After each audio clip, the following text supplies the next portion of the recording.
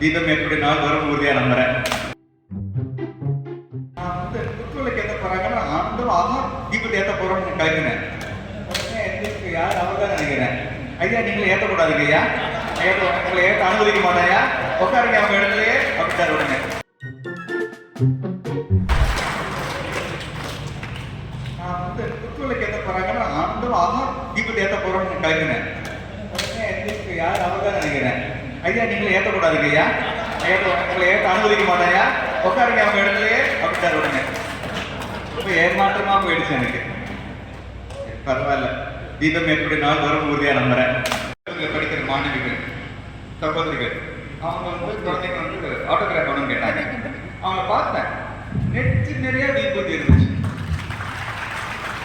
நமது சமய அடையாளங்களை உடம்பு தரிக்கிறதுக்கு நமக்கு கூச்சமே படக்கூடாது. அதுக்காக அந்த குழந்தைகள் நான் பாராட்டுறேன். ரொம்ப காட்சியே மனசுக்கு ரொம்ப நிறைவாக இருந்தது. யாரும் தெரியல, வேர்மைக்கு தான் எனக்கு வயசுக்கு ரொம்ப க்ளோஸ் அவங்க.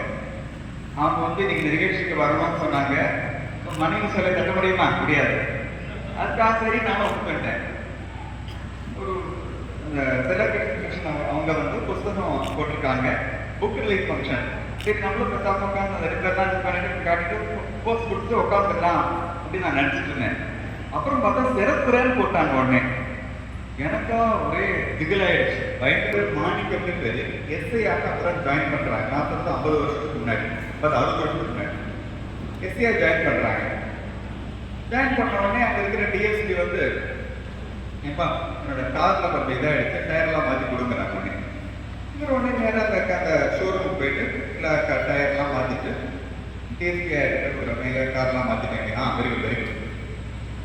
ஐயா பில்லு தாங்க 1000 ரூபாய் அந்த பில்லு நீட்டுறாரு. யாரு எஸ்ஐ யார் நீட்டுறாங்க? டிஎஸ்பி எடுத்துக்கிறாங்க.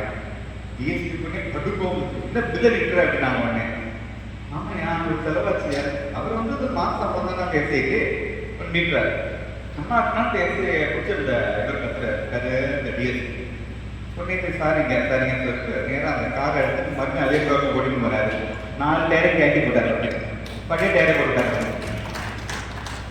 அந்த எஸ்ஐ தான் முன்னாடி எஸ்பியாக ரிட்டையர் ஆனாங்க. அவர் பேர் மாணிக்கம். வீட்டில் தண்ணி கொடுப்பார், இது பச்சை தண்ணி மாணிக்கம்னு தெரியாது. போலீஸ் டிபார்ட்மெண்ட்டை நேரில் அவதாரமாக இருந்த சில பேர்கள் அவரும்